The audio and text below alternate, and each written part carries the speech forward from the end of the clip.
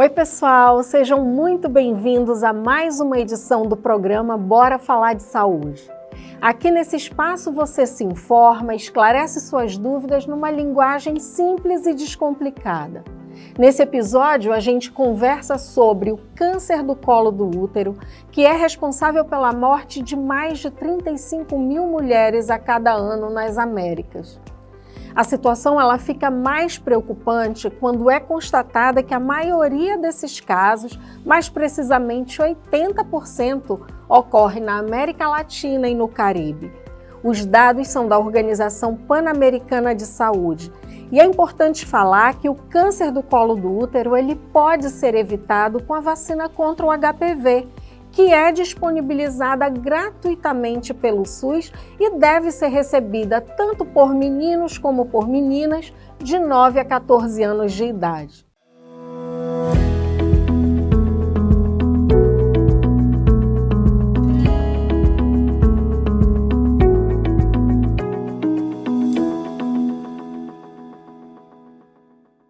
Um outro ponto importante é que a prevenção e a detecção precoce também são fortes aliados no enfrentamento ao câncer do colo do útero. E para falar sobre esse tema tão importante, nós recebemos aqui a farmacêutica bioquímica Claudionora Nogueira de Araújo, que tem uma longa trajetória na Sensa e que atualmente está na direção do Laboratório de Especialidades Professor Sebastião Ferreira Marinho. Tudo bem? É um prazer, doutora, estar aqui participando. Bora falar de saúde para essas mulheres lindas e maravilhosas da nossa cidade, né? E do nosso estado. Quem está aqui conosco também é a enfermeira Jaqueline Oliveira, que é pós-graduada em urgência e emergência e em centro cirúrgico, centro de materiais esterilizados e sala de recuperação pós-anestésica. Atualmente, ela é responsável técnica pela área de saúde da mulher do Distrito Leste de Saúde de Manaus. Seja bem-vinda, Jaqueline. Primeiramente, é um prazer ter aqui colegas lá da Sensa aqui para falar sobre um tema tão importante. Obrigada, doutora. Agradeço imensamente o convite, né, para a gente estar falando sobre esse assunto tão importante para todas as nossas mulheres, né, da nossa cidade, como de todos os estados, né, todos os municípios, muito importante, para cada uma se autocuidar, né, e buscar as unidades de saúde que estão para isso. É isso aí, esse tema é importante e a gente vai aqui esclarecer muitas dúvidas da população. Então vamos lá. Para iniciar o nosso bate-papo, eu queria falar sobre as principais causas e fatores de risco para o câncer de colo de útero. E aí, Claudionora, o que você diz aí para a gente sobre esses fatores de risco? Vamos aí orientar a população no que a gente pode evitar, quais são os fatores que mais levam as mulheres a esse risco do câncer de colo de útero? Primeiramente, o mais comum, digamos assim, é pela transmissão sexual do vírus HPV. Ele que vai provocar essa condição de câncer de colo de útero, né? Em 90% dos casos, ele que é o responsável pelo câncer de colo de útero. Os outros 10% são outros fatores de risco, como obesidade, mulheres que começam uma vida sexual muito cedo, com muitos parceiros. Então, são mulheres também que começam a parir muito cedo. Então, são vários fatores de risco que contribuem para isso também. Além do que, ainda tem uma má alimentação, falta de exercícios físicos, obesidade, tudo isso influencia para que haja uma manifestação do câncer de colo de útero. Só para complementar também, né, nós temos aí, os estudos mostram também que tabagismo também é um dos riscos para essas mulheres, a multiparidade, né, aquelas mulheres que já tiveram muitos filhos também é um risco para o câncer de colo do útero. E para assim, o que nós falaríamos para as mulheres em relação a fortalecer essa consciência de que elas procurem a atenção básica para fazer esses cuidados? Qual seria o nosso maior desafio como atenção básica para chamar a atenção dessas mulheres a procurarem se cuidar? Eu acredito que já está sendo trabalhado isso, né? Nós da saúde sempre estamos batendo nessa tecla, né? E, graças a Deus nós temos aí o apoio das emissoras, sempre estão transmitindo esses autocuidados. Só que a própria mulher tem que ter essa consciência, porque ela acaba se ocupando, se preocupando com os outros e esquecendo de si, né? As mulheres se tornam mãe de casas, empregadas, empresárias e são muitas funções, né, acumuladas hoje em dia, né? Exatamente, muitas funções e acabam esquecendo da saúde, né? Eu acrescento também, Jaque, que muitas mulheres elas têm vergonha de fazer o teste, procurar atendimento. Então, além dessa dificuldade de chegar até a unidade de saúde, elas ainda têm o parceiro ou a pessoa que não quer que ela vá, que ela se exponha, ou conversando com outras mulheres, elas têm assim um trauma. Muitas delas já foram agredidas violentamente, já foram abusadas, então elas têm esse trauma, elas não querem contato nenhum com o que tiver relacionado às partes baixas dela. Então a gente vê, houve muitos casos. Então eu acho, no meu pensamento, essas mulheres que têm dificuldade, elas deveriam passar pela psicóloga primeiro. Isso é uma sugestão, para ver o porquê desse bloqueio, dessa resistência em fazer o teste, entendeu? Porque é oferecido o serviço, é fácil delas chegarem em qualquer unidade de saúde mais próxima da casa e chegar com uma colega de saúde e falar a sua queixa, porque elas vão buscar, na realidade, vão procurar fazer o teste por uma queixa, um corrimento, uma dor durante a relação sexual, e aí elas vão. Isso é ótimo, mas muitas mulheres não fazem isso. Eu acho que também cada vez mais investir em informações educacionais. A gente tem aí durante o ano um mês totalmente dedicado, né, ao câncer à prevenção do câncer do colo do útero, que é o Março Lilás. Então, assim, continua o desafio de propagar essas informações, de fazer a educação em saúde, chamar as mulheres para uma conversa em cada local de unidade básica de saúde, naquele território. Então, informação é o que mais precisa ser fortalecido para que elas acabem com esses medos, com esses tabus e procurem se cuidar. E fora essas campanhas todas que já são feitas, né? E a gente tem esse mês totalmente dedicado a essa prevenção, a gente deixa claro aqui que não só no mês de março, mas o ano inteiro, as unidades básicas de saúde estão de portas abertas para receber as mulheres com suas queixas. A gente sabe que as políticas públicas para as mulheres, elas têm sido muito fortalecidas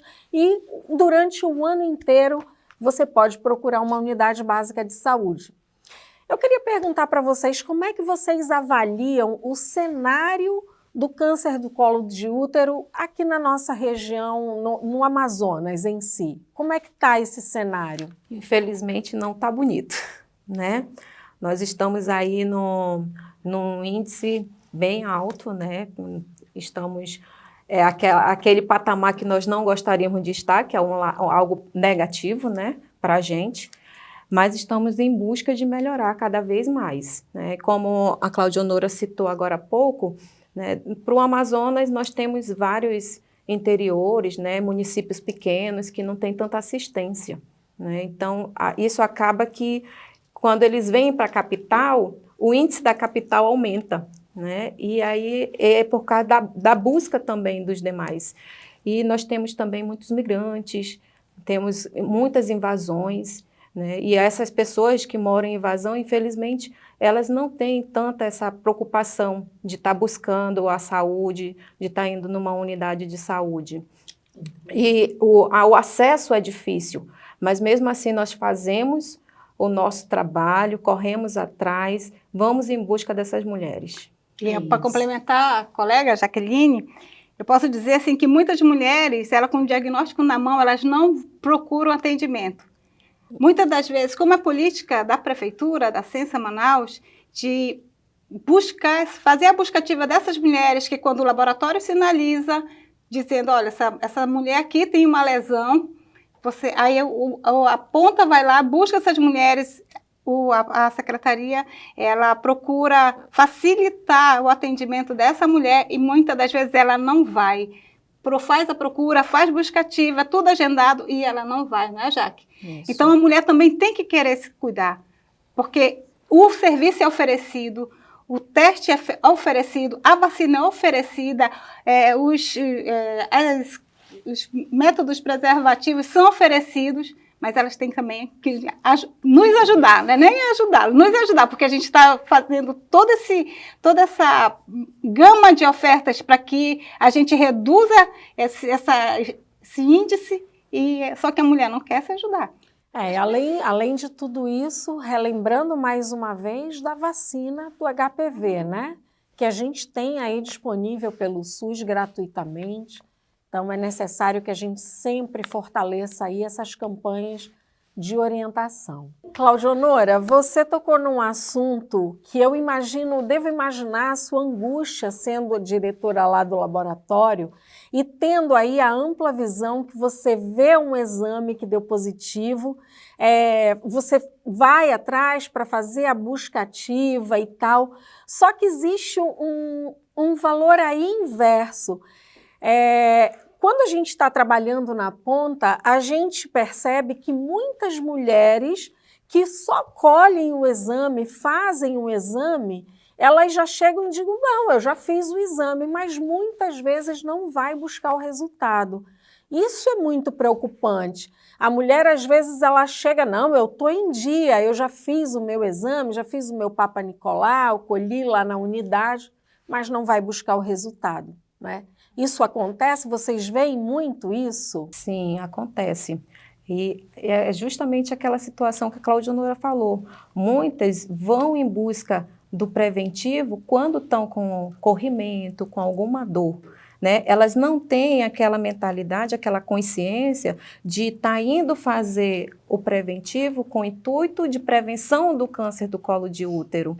Elas vão com o intuito de tratar aquela lecorreia, aquela secreção que elas estão tendo. Só o que está acontecendo no momento, justo, né? Então, como geralmente já passam a medicação para ela já não retorna mais. Aí ela fica boa daquela condição aguda. Sim. E esquece de acompanhar o restante, exatamente, né? Não volta para ver o resultado do preventivo, né, para dar o seguimento. Exatamente. Então, esse é um outro desafio de toda a equipe da Sensa Manaus, que é essa busca ativa, que é fazer o contato com essa mulher e fazer com que ela faça a adesão do tratamento e do segmento. Exatamente. Né? Então, em relação ao segmento, nós temos já, né, o nosso fluxo, que o laboratório, quando tem as alterações, eles encaminham por e-mail, diretamente disparam o e-mail para a unidade, disparam para a saúde da mulher,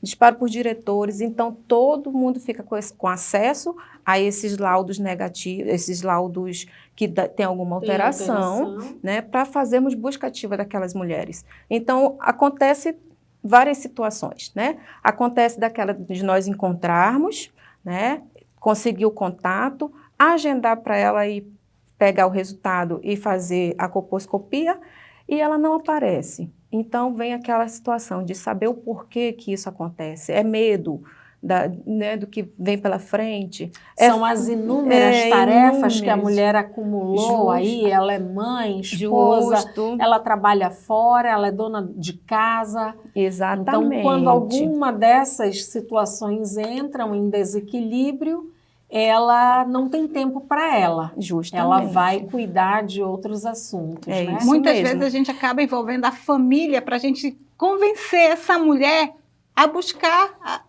o serviço que a gente está oferecendo. Essa é uma outra opção. Exatamente. Então, a gente acaba recorrendo à família. Olha, a mulher está assim. Então, os nossos grandes parceiros são os agentes comunitários, porque eles que conhecem, eles que estão corpo a corpo ali, né? Então, a gente confia muito neles para que eles consigam sensibilizar a família de que aquela mulher está precisando de atendimento e ela se recusa a ser atendida.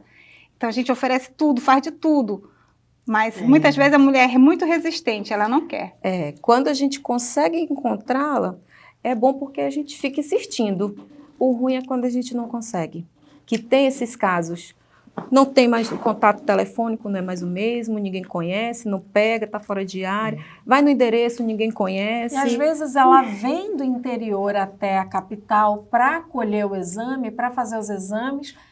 Por necessidades, precisa voltar para o seu município e não volta para ver os resultados e dar o acompanhamento. Exatamente, né? Isso acontece. Temos aí ainda muitos desafios pela frente. Porque a partir do momento, doutora, que a própria mulher se conscientizar da importância desse exame, dessas prevenções, a vida dela toda muda. Toda, ela tem ela mudando o estilo de vida dela, não digo nem assim ser um fitness, comida de boa qualidade, mas melhorando a sua qualidade de vida. Ela vai poder acompanhar os filhos dela, vai poder acompanhar o crescimento dos netos dela, né? Então, quando ela tiver consciência disso, que ela é importante para a família dela, aí eu acho que a gente chega lá de sair desse índice que a gente está lá em primeiro lugar. É isso aí. Tema bem interessante. Mas agora a gente faz uma pausa aqui na nossa entrevista para a entrada de um quadro chamado Espia Só. Você sabia que é possível evitar o câncer do colo do útero? Sim, para isso basta levar as crianças e adolescentes de 9 aos 11 anos de idade a uma das salas de vacinação da Sensa, para que elas sejam protegidas com a vacina contra o HPV. O esquema vacinal compreende 2 doses com um intervalo de 6 meses. Para receber o imunizante, é importante que a criança ou o adolescente esteja acompanhado dos pais ou de um adulto responsável. Além do documento oficial de identificação, é preciso apresentar a caderneta de vacinação. E só para complementar o quadro Espia Só, é importante destacar que em Manaus saiu na frente na oferta dessa vacina. Em 2013, ela começou a ser ofertada aqui antes de ser integrada no PNI, não foi? Foi isso? Exatamente. Em 2013 começaram as campanhas, né? A vacinação dessas crianças nas escolas. E em 2014 iniciou pelo Ministério da Saúde, adentrando no calendário vacinal. Mas, meninas, até para a aplicação dessa vacina, nós enfrentamos desafios e alguns obstáculos, que o principal delas que eu posso citar aqui são as fake news em relação à vacina. Há quem diga por aí, há boatos, que esta vacina faz com que a criança precocemente tenha a sua atividade sexual estimulada. Esse é um grande equívoco, né? O que vocês dizem disso? A importância dos pais também serem esclarecidos, né, em relação a essa prevenção, porque na realidade a vacina do HPV é uma maneira de erradicar o câncer do colo do útero. É a única maneira que nós vamos conseguir sair dessa meta ruim, né, dessa meta negativa, de que nós estamos lá em cima no câncer do colo do útero. Então, a partir do momento que os pais tiverem essa consciência da importância da vacinação para suas crianças e adolescentes, nós vamos melhorar lá na frente, anos à frente, que isso aí vai diminuir, não tem nada a ver com o início da relação. E a gente aí não cansa de dizer que todas as vacinas são muito seguras, passam por rigorosas avaliações, né, dos órgãos competentes, elas são liberadas pela Anvisa.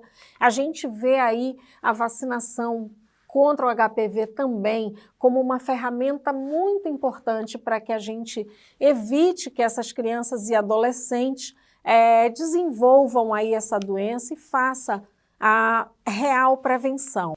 E a gente aposta muito nessa vacina, porque o nosso quadro atual é muito preocupante, né? Há muito tempo, e as mulheres morrendo, mulheres de 35 anos morrendo, então a gente espera, assim, tem uma grande expectativa com a adesão dessa vacina, que os pais, como a Jaque falou, tenham consciência da importância dessa vacina, para que daqui a 10 anos esse índice caia assim drasticamente. É isso que a gente espera. Bom, meninas, como a gente está falando aqui sobre vacina, né? Eu queria saber de vocês como é que anda a cobertura vacinal em relação à vacina do HPV. A gente sabe que o Ministério da Saúde preconiza aí uma cobertura de 95% das crianças e adolescentes. Como é que está na nossa cidade? Como anda a nossa cobertura vacinal? Nós não conseguimos atingir essa meta, né? Estamos abaixo dessa porcentagem, mas é trabalhado nas escolas. Nós temos o programa de saúde na escola, que trabalha essa importância junto com os alunos, os professores, e incentiva as escolas a estarem fazendo reuniões com os pais para estar passando isso. Eles passam as orientações, a importância para os pais levarem esses alunos nas nossas unidades de saúde para fazer a vacinação. No público feminino, estimado de 9 a 14 anos, a gente tem alguns dados aqui, que cerca de 68,94% tomaram a primeira dose. Mas essa porcentagem cai quando a gente avalia aí a segunda dose, cai para 52%. Então, a gente percebe que muitas meninas, os pais não levam para fazer a segunda dose, que é também uma preocupação. E em relação ao público masculino, esse número é ainda menor. Nós temos aqui os dados que nessa mesma faixa etária, somente 46% do público masculino receberam a primeira dose e, pasmem, somente 26% voltaram para tomar a segunda dose. O que vocês veem aí como essa situação? Preocupante, né? Então, o trabalho educacional que nós temos que intensificar com os pais ou responsáveis dessa criança continua também aí como mais um desafio. Eu acho que programas educacionais nas escolas precisam ser intensificados, assim como a Jaqueline falou, sempre chamar os pais às reuniões escolares e, quem sabe aí, continuar associando as campanhas de vacinação para dentro das escolas, né? A gente tem o público todo ali e podemos fazer aí um controle bem melhor. Mas assim, os pais, eles continuam temendo que ao tomar essa vacina, a vida sexual seja iniciada de forma precoce. Nós tocamos aí nesse assunto e eu quero deixar aqui claro para todos que é fake news e que fake news é um crime e que é um grande desafio para todos da saúde pública desmistificar algumas lendas que são colocadas aí para a nossa população. Bom, agora chegou o momento do nosso público participar.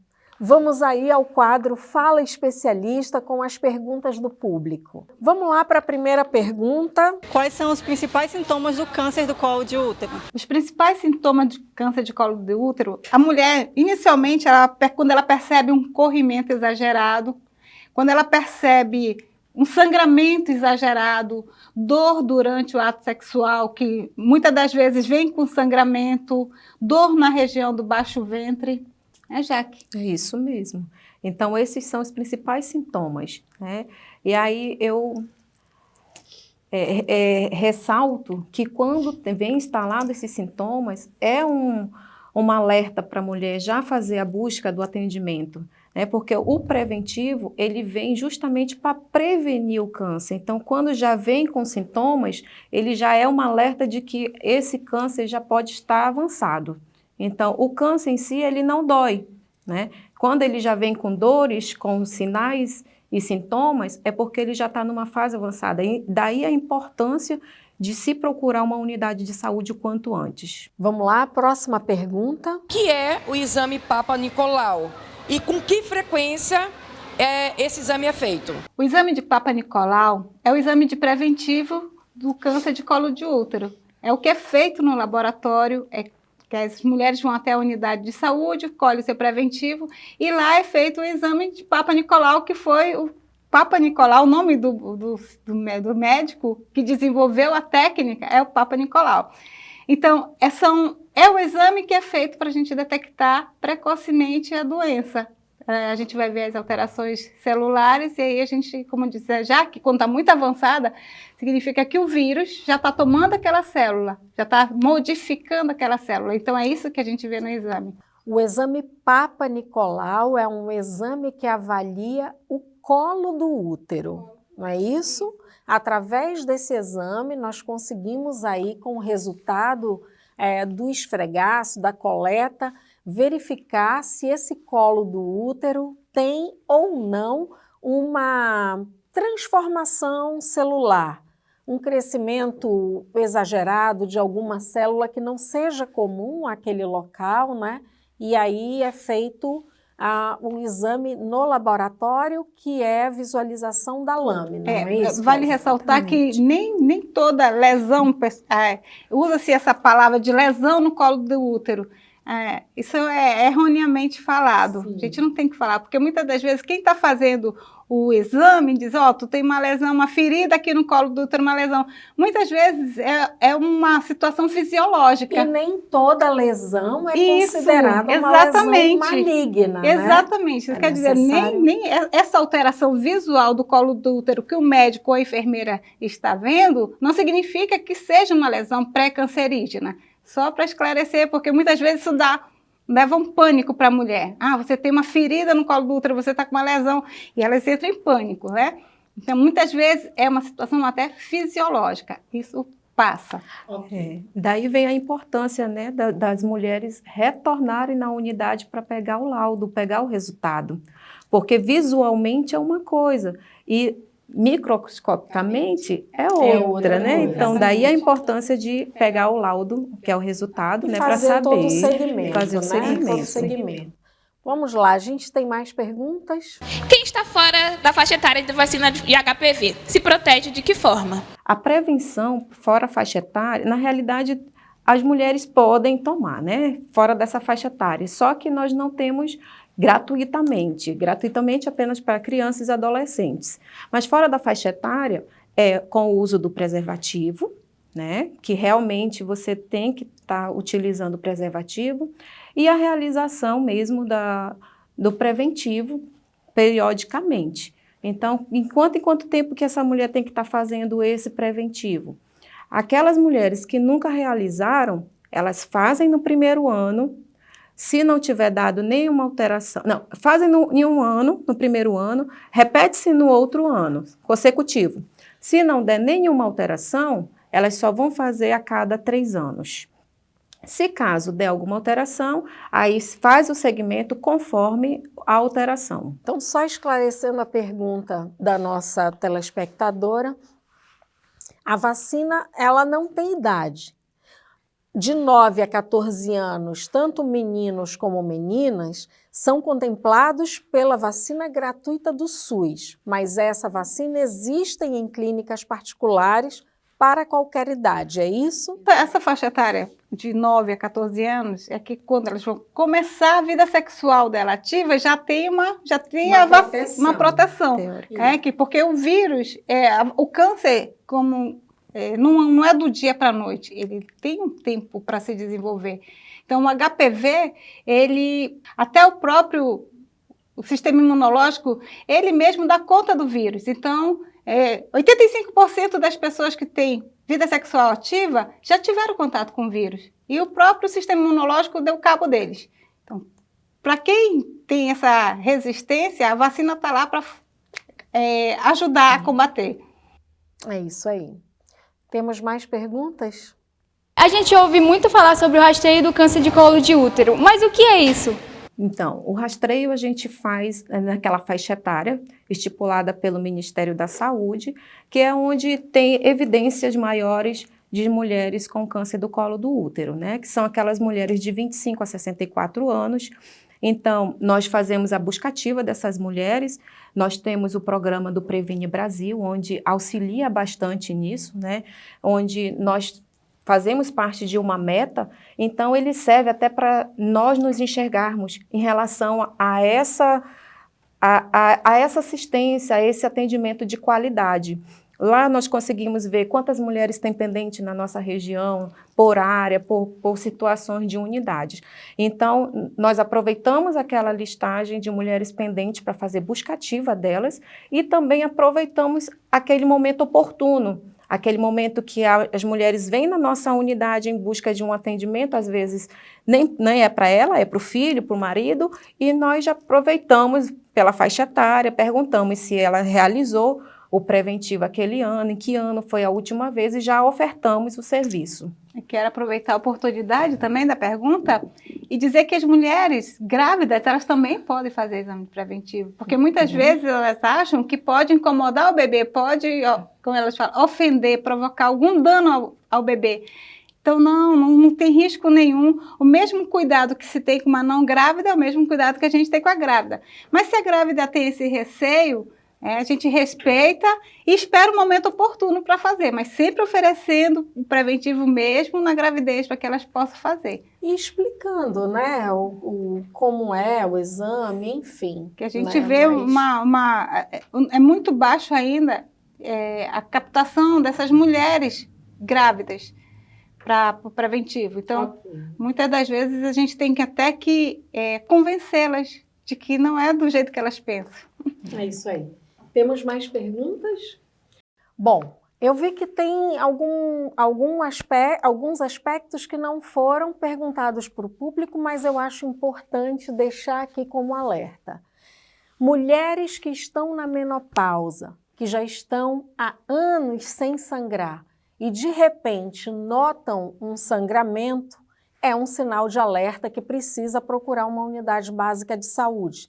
Então, eu quero deixar esse alerta aqui. E tem uma outra situação que muitas mulheres acabam chegando comigo para perguntar: doutora, eu estou há 5 anos, 6 anos sem relação sexual, então eu não preciso fazer o preventivo?